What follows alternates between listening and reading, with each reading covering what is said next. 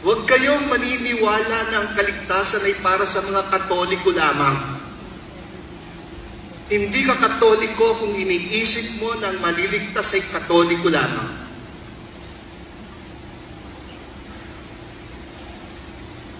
Ang kaligtasan ay laan para sa lahat, sa buong sangkatauhan, saints and sinners alike.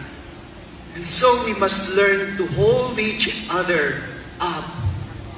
We must learn to listen to each other. But we must learn above all to listen to the Holy Spirit speaking through each other. Napansin niyo po mga kaibigan, yung pagkakontra ng pahayag ng pare at sa opisyal na doktrina ng Katoliko. Pero hindi na po bagong bagay yan sa atin. Talagang kontra-kontra. Talagang kontradiksyon.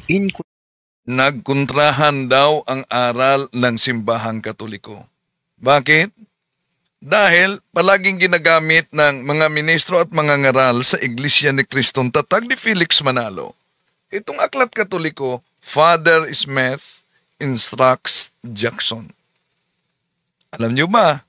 Ito ang matagal na nilang modus. Ilalantad natin dahil nagiging squatter sila. Kontrahan ba ang aral ng simbahang Katoliko? Mali. Dahil INC kasi incomplete, pinagchap-chap, pinagputol-putol. Pero alam nyo ba na may kasama si Felix Manalo na nagtatag sa Iglesia ni Cristo 1914 ang naging Katoliko? Tatalakayin natin ito mga kapatid. Sa pagkakataong ito, samahan niyo ako. Kasi umalingan, pag palaging inulit-ulit ay magmukha talaga ang katotohanan para sa ating mga kapatid na kulang ang kaalaman. Ang pagkadaya ay maranasan sa iba't ibang paraan. Pero napakasakit pag madaya tayo sa pananampalataya. Dahil nanganib pati ang ating kaluluwa. Viva Cristo Rey! Pro Dio et Ecclesia! Kumusta sa lahat ating mga suking taga-subaybay? Welcome po. Muli, itong inyong lingkod, Brad Wendell Talibong, makasama ninyo sa pagkakataong ito. Papasok tayo mamaya sa kanila ni Bro Jando, pero tatalakayin muna natin. At inaniya natin mga suking taga-subaybay, huwag kalimutan na pindutin ang like sa ating live. At kung bago ka lang, huwag kalimutan mag-subscribe at pindutin ang bell button para updated kayo, mag-comment at i-share ninyo mga kapatid. Kumusta sa lahat nating mga kapatid na sumusubaybay sa ating live streaming? Welcome. At ito ang pinagpipistahan pati na sa Iglesia ni Kristong Tatag ni Felix Manalo, ang pahayag ni Cardinal Ambo David na hindi ka Katoliko kung sasabihin mong Katoliko lang ang maliligtas. Kaya nagkukontrahan daw sa opisyal na aral ng simbahang Katoliko na outside the church, extra ecclesia nulla salus. Outside the church, there is no salvation. Kontrahan ba? Hindi. Yung kanilang pag-unawa lang. Bakit? Pakinggan muna natin si Cardinal Ambo. Huwag kayong maniniwala na ang kaligtasan ay para sa mga Katoliko lamang. Hindi ka Katoliko kung iniisip mo na ang maliligtas ay Katoliko lamang.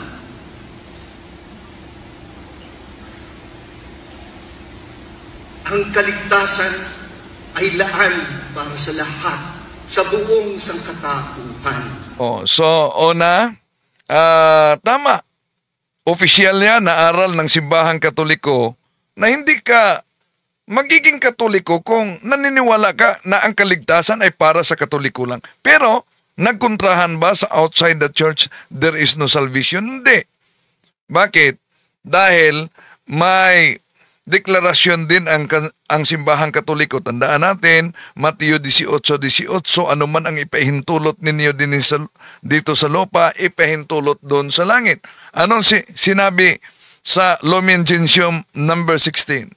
Through no fault of their own, do not know the true church of Christ, but nevertheless seek God with sincere heart, and try in their actions to do His will. As they know it through the dictates of their conscience, they too may receive salvation. Ibig sabihin, kung ikay kaanib sa Iglesia ni Cristo, yung tinatawag na handog. Di mo alam na yung inaniban mo, Tatag ni Felix Manalo, di mo alam, inosente ka talaga na pirated lang na iglesia yan. So, through no fault of their own, yun ang sinabi ng simbahang Katoliko. Pero, sino ang di maliligtas? Yun ang laman sa binasa ng mga ngaral ng INC. Nasa Lumen Gentium number 14. Bakit? Dahil nabasa lang, the Church of Christ must be in nature, in service, its servant through the 12 apostles. It is to this church that all are obliged to belong in order to be saved. Those people who do doubtful, deliberately refuse to seek out the true church, refuse to knowing it, cannot be saved. May karugtong, say the Catholic Church is the ordinary means of salvation. Ito'y paboritong ginagamit ng mga ministro. At daming nabiktima sa maling akala dahil sa kanilang propaganda at sa kanilang matagal ng modo. Sasabihin nila, di ba, mismo otoridad Katoliko nagsabi na kailangan kang aanib sa Iglesia ni Cristo upang maligtas ka. Ang tanong, ang Iglesia ni Cristo bang tinutukoy diyan ay ang Iglesia Tatag ni Felix Manalo? Mali. Dahil may karugtong pinagchap-chap. Ituloy natin. Saints and sinners alike. And so we must learn to hold each other up. We must learn to listen to each other. But we must learn above all to listen to the Holy Spirit speaking through each other. Napansin niyo po mga kaibigan, yung pagkakontra ng pahayag ng pare at so napansin ba umano mga kaibigan ang pagkakontra sa pahayag ng pare? Una, walang kontrahan. Maliban lang sa mga ministro ni Felix Manalo at mga mangangaral na nagiging squatter sa tunay na iglesia. Squatter sa pangalan na Church of Christ, basta nabasa lang sa aklat sa Katoliko, bay naglulundaga na. Inaangkin at ini-squat na sila na daw yun.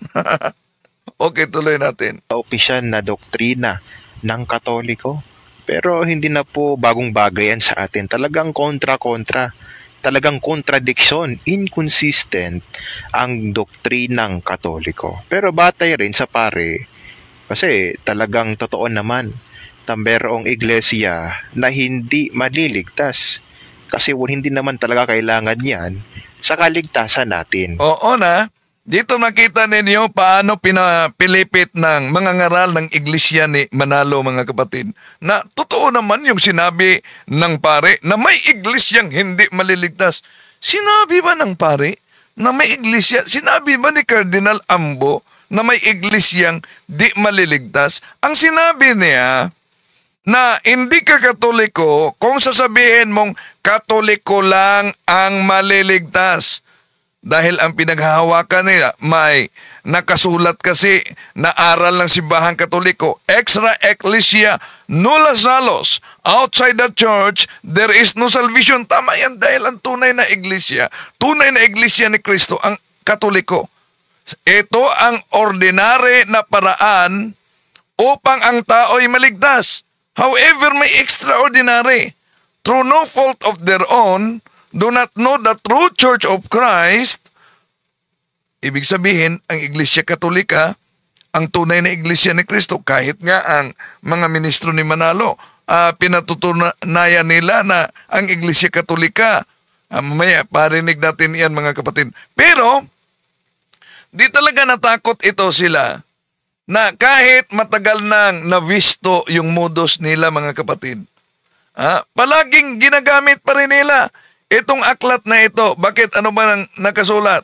Pero batay rin sa isang paring Katoliko, alin nga bang iglesia ang kailangan sa kaligtasan kung hindi ang Katoliko? Batay umano sa paring Katoliko, dito misleading talaga ang pangaral nila. Sinabi ba ng paring Katoliko na ang Iglesia Katolika ay hindi kailangan sa kaligtasan? Dahil sinabi niya na ano daw mga kapatid, ito, pero batay rin sa isang paring Katoliko. Alin nga bang iglesia ang kailangan sa kaligtasan kung hindi ang Katoliko?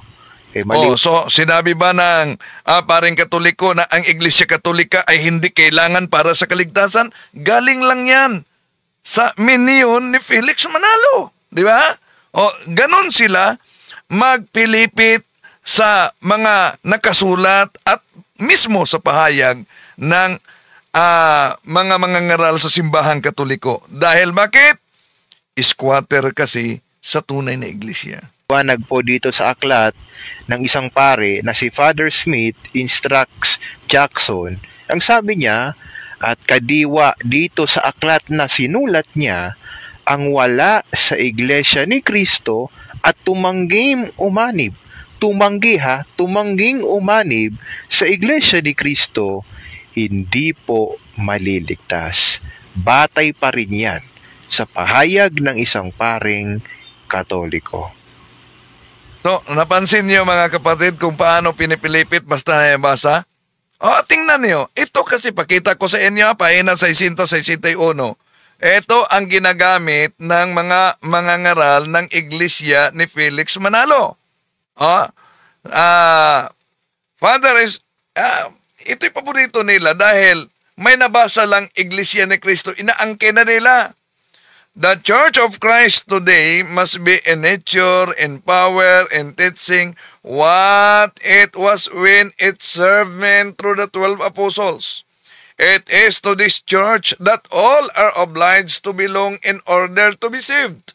Those people who do doubtful, deliberately refuse to seek out the true church, or knowing it, refuse to join it, cannot be saved. Vatican Council, close parenthesis, the Church 14, say the Catholic Church is the ordinary means of salvation.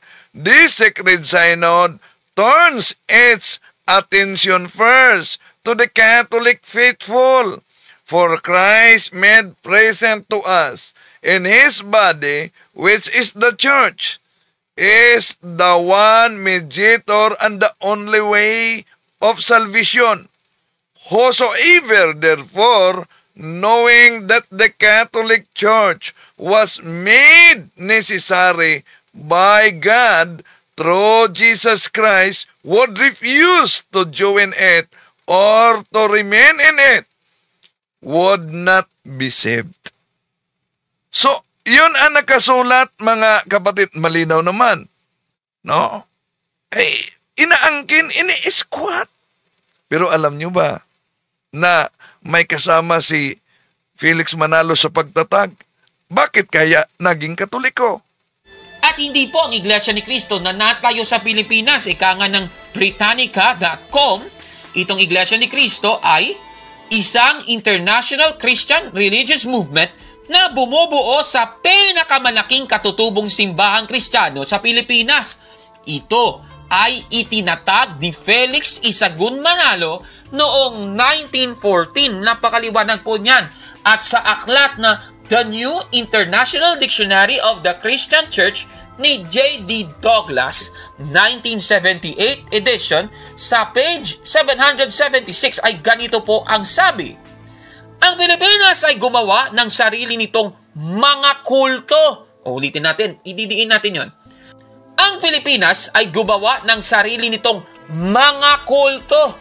Higit sa lahat, ang Iglesia ni Cristo o Church of Christ na itinatag noong 1914 ni Felix Manalo at nag-aangkin ng ilang milyon na pakaliwanag. Yan ang reality. Diba? Klarong-klaro po yan. Katunayan nga, sa rehistro nga nila, ang tindi. Basahin natin ang rehistro nila, no? Nung sinakop pa ng mga kano ang Pilipinas, ito po ang lisensya. Babasahin natin. Felix Manalo, applicant. Ano ba ang sabi? Subject conversion of the society known as Iglesia ni Cristo into a corporation soul. Kasi dati yung Iglesia ni Cristo, yung pangalan Iglesia ni Cristo with a letter K. Actually, na-discuss na natin yan. Sa kasalukuyan, pinalitan nila yung pangalan, naging Iglesia ni Cristo with the letter C. Ngayon, babasahin natin yung sa likod. Ang sabi, that the founders of this association are Felix Manalo of Taguig, Pedro Inocencio, Atanasio Morte, Felicimo R. De Leon, Federico Inocencio, Gorgonia Santa Maria, at napakarami pa. Ayoko nang basahin yan, ang dami.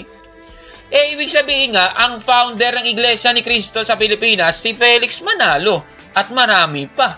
Katunayan nga, sa aklat na Philippine Studies, Volume 3, Number 1, page 19 to 42, ay makikita natin ang article ni Joseph Cavanagh. Ito may pamagat na The Iglesia ni Cristo na isinulat noong 1955. Babasahin ko po sa inyo ang page 26. Nakikita nyo sa screen. At itong nasa page 26, ang sabi dito, it was only in 1914 at Punta Santa Ana, Manila, that the Iglesia ni Cristo actually appeared as an organized religious body. Chief organizer. Si Cristo ba yun? Hindi. Chief organizer was Felix Manalo himself. Napakaliwanag po ng ating nabasa. Ibig sabihin, tama talaga. Si Felix Manalo ang nagtayo ng Iglesia ni Cristo na lumitaw sa Pilipinas noong 1914, mga kababayan.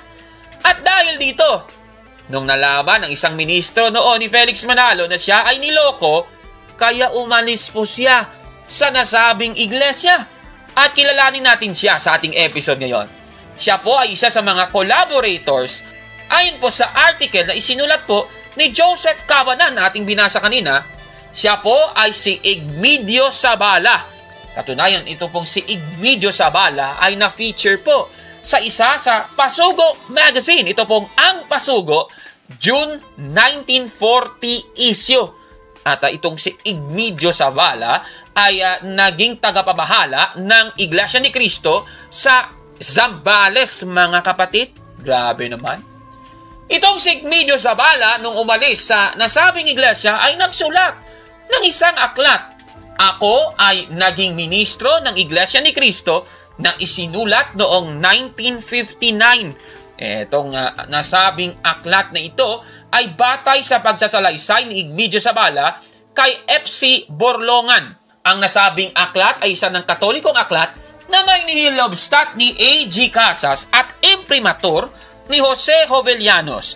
Babasahin natin ang page 1 muna. Ganito po ang sabi. Sa loob ng may 21 taon, ako'y naging kasapi. 15 taon nito'y sa pagiging ministro sa Iglesia ni Cristo sa ilalim ni Ginoong Felix Manalo. Dahil sa mahabang panahong ginugol at matinding pagod na pinuhunan ko sa pagpapalaganap ng iglesyang ito, ako'y ibinilang ng Encyclopedia of the Philippines sa mga nagtatag nito. Ibig sabihin, ayon sa Encyclopedia of the Philippines, isang aklat po yan noon, si Igmedio Zabala ay isa sa mga founders ng Iglesia ni Cristo ni Felix Manalo, mga kababayan.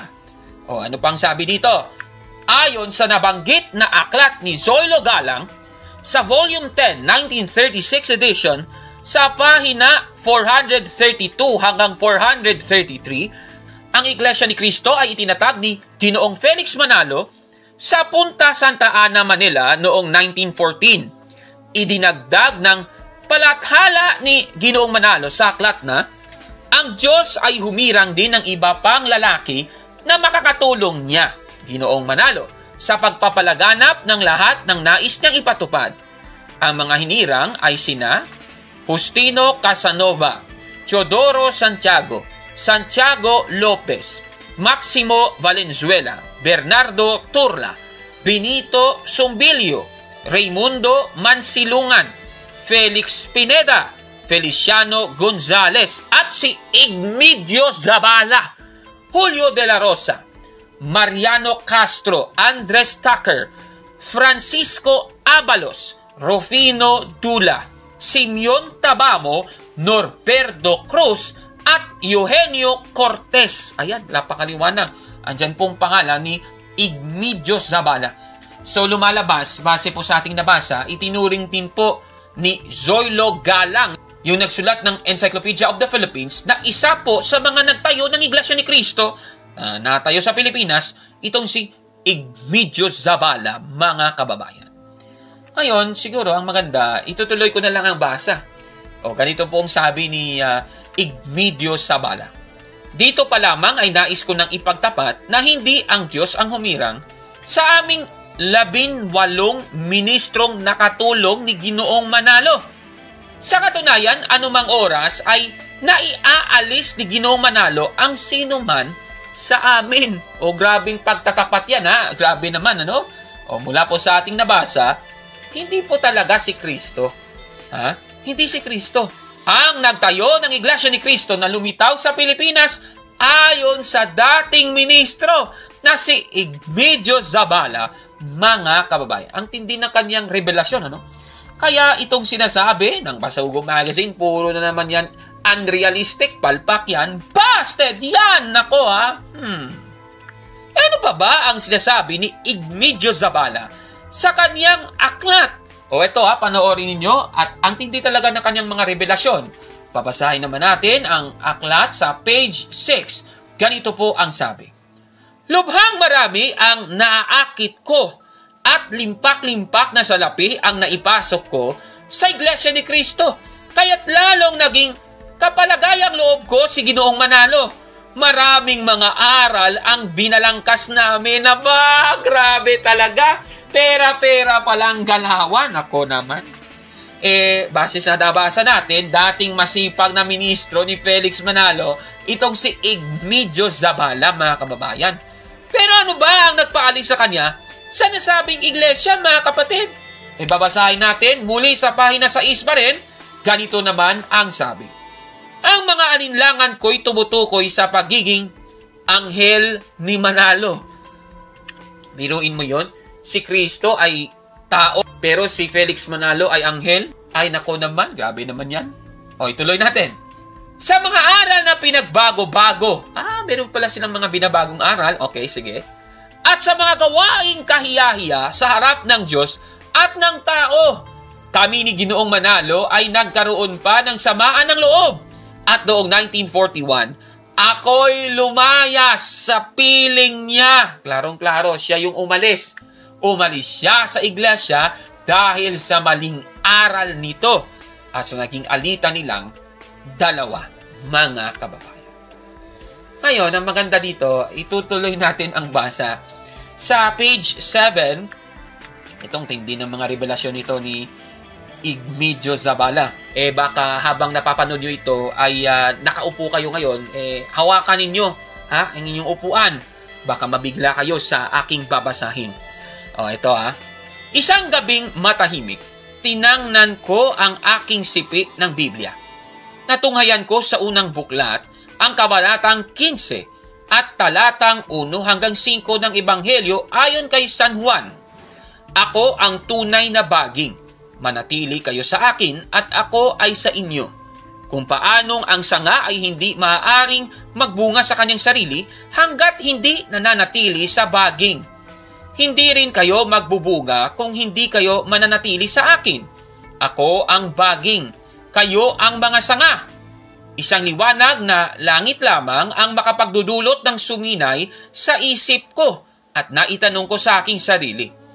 Ang mga iglesia kayang kahapon lamang lumitaw at pinasimulan lamang ng tao ay kaugnay pa rin kay Kristo? Si Jesucristo tulad ng nalalaman ko ay nagtatag ng isang iglesia. Hindi maaaring kapareho ng kanyang relihiyon ang relihiyong itinatag lamang ng tao. Kailangan kung gayon na suriin ko ang mga iglesia at hanapin ko kung alin sa kanila ang kaugnay ni Kristo. Tiyak ng hindi yaong kay Ginoong Manalong iglesia ang kaugnay ni Kristo, sapagkat kilala ko si Ginoong Manalo at ako'y isa sa mga nagpatatag nito. Hindi rin yaong mga napasukan kong pawang tatag din ng tao. Gayon ang pangangatwiran ko ng gabing yaon. Noong 1953, nakatagpo ko si Ginoong Amadeo Hilario ng Malabon, Rizal. Pinaliwanag niya ako tungkol sa relihiyong aking kinagisnan. Nagkaroon din ako ng pagkakataong makipag-usap kina Padre Francisco Avendaño, Severino Leonen at Laureano Kawili. Sa tulong ng kanilang paliwanag at panalangin, natutuhan kong unti-unti ang tunay na mga aral at gawain ng Iglesia Katolika. Napaghulo ko rin na ang mga inaral ko pala sa loob ng Iglesia ni Cristo ay pawang pagbibintang at pagpatikos lamang sa Iglesia Katolika. Ako ay nagtrabaho sa Tarlac na doon bininyagan ang lahat ng aking mga anak at nagpakasal kami ng may bahay ko sa harap ni Padre Santiago Guanlao ng Tarlac. Ngayon, itong nasa page 8 na tayo, no? Ngayon ay nabubuhay na ako ng tahimik. Hinahangad ko naman na makapagpaliwanag sa iba kong mga kababayang naliligaw ng landas. Tuwing may pagkakataon, ako'y di nag-aatubiling maghayag ng aking buhay sa piling ni Ginoong Manalo at magbunyag ng mga kamaniang nananaig pa sa kabag-habag at walang malay na mga kaanib sa Iglesia ni Cristo. Napakaliwanag talaga, no? Ang ganda ng kanyang testimonya. Kusa siyang umalis sa Iglesia ni Manalo para maging isang ganap ng Katoliko. Kaya ano ang payo ng dating ministro at isa sa mga founders ng Iglesia ni Cristo ni Manalo sa mga Katoliko? Babasahin natin ang pahina 50. Ganito po ang sabi. Kung tayo'y may suliranin sa pagpapagawa ng bahay, lumalapit tayo sa inhinyero o karpintero. Kung sa batas, sa abogado. Kung sakit sa katawan, sa manggagamot. Kung sa damit, sa sastre o modista. Kung sa relihiyon o moral ang ating suliranin, makatwirang sa pari o sa sinumang nag-aaral tungkol dito ang ating sangguniin. Kaya, ang panawagan ko'y huwag kayong basta-basta maniniwala sa mga biglang sipot na mga ngaral. Katawa-tawa ang labas ninyo kung sa isang barbero, empleyado sa opisina, musikero, kotsero o sastre kayo papahatol tungkol sa bagay ng relihiyon at moral. At kung ipinangdanggalan naman ninyo ang inyong pagkakatoliko, hindi kayo ang unang sisira sa inyong pananampalataya. Kadalasan, marami sa atin ang pintas lamang ng pintas. Datapwat wala naman tayong magawang mabuti sa ating sarili at sa kapwa. Kaya ang payo ko ay tumupad kayo sa inyong pagkakatoliko. Kung may alinlangan kayo sa pari o sa sinumang nag-aral na katoliko kayo, magsangguni. Inaasahan kong kayo na mga Katoliko ay magiging halimbawa ko sapagkat ako ngayon lamang naliwanagan. Sama-sama tayong mag-aral ng ating pananampalataya at huwag tayong magpabaya sa ating tungkulin. Alalahanin natin ang mga iglesia ni Manalo at ang ibang sekta ay nakaaakit lamang doon sa mga Katolikong wala nang muwang ay hindi pa tumutupad ng tungkulin kahit ng pagsisimba man lang kung linggo. Mahalin natin ang ating pananampalataya sapagkat lilipas ang dunong, ang ganda, ang yaman. Tayo na rin ay mamamatay. Ang pananampalataya lamang natin ang makapaghahatid sa atin sa wastong pamumuhay at magandang kamatayan. Pagpalain nawa tayong lagi ng Panginoon at ng mahal na Birhen. Napakaliwanag po. Napakaganda ng kanyang naging payo, mga kababayan. Kaya kung ikaw na nanonood ngayon, miyembro ka pa ng Iglesia ni Cristo ni Manalo, o di naman kaya, ikaw ay isa ng Katoliko at matibay na nananampalataya sa Iglesia Katolika, wag na po tayong pumunta pa at maging kaanib pa dyan sa Iglesia ni Cristo ni Manalo. Nako, kasi ilan sa mga ministro nila ay umalis na po sa nasabing iglesyang yan. Okay, maraming salamat Kaburnok, no? So, yon. Nabasa lang nila ang Iglesia ni Cristo sa mga aklat Katoliko tulad nito at sa nauna na itong aklat Religion, Doctrine and Practice. Abay, ini-squat na nitong mga ngaral sa Iglesia ni Cristong tatag ni Felix Manalo. Tandaan niyo, hindi lang ang tatag ni Felix Manalo ang nagdala sa pangalang Iglesia ni Cristo. Marami pa. May nauna pa sa kanila. English, ang iba, Church of Christ. Pero yun ang katuparan sa babala ng ating Panginoon Jesucristo sa Mateo 24:24 na maraming lilitaw na mga bulaang mga ngaral at marami ang madaya nila. Mga kapatid, ang pagkadaya ay maranasan sa iba't ibang paraan. Pero napakadelikado pag madaya tayo sa pananampalataya dahil nanganganib pati ang kaluluwa natin. Inaamin ba ng mga ngaral ng INC, ng Iglesia Katoliko? Ang Iglesia Katolika ay siyang unang Iglesia ni Kristo. Pakinggan natin. Mali po ang pagkaunawa nitong si Talibong. At ang Iglesia Katolika bilang isang organisasyon o samahang pangrelihiyon, yan po ang organisasyon. Pagka sinusi pabalik, yan ang dating Iglesia ni Kristo. Yan ang dating Iglesia ni Kristo. Yan ang dating Iglesia ni Kristo. Hindi po totoo yan. Mali po ang pagkaunawa nitong si Talibong. Talaga pong ang Iglesia Katolika Apostolika Romana, talaga pong sa pasimula, yan ang Iglesia ni Kristo. Yan. Galing na sa kanila mismo mga kapatid. Na ang Iglesia Katolika Romana sa pasimula ay siyang Iglesia ni Kristo.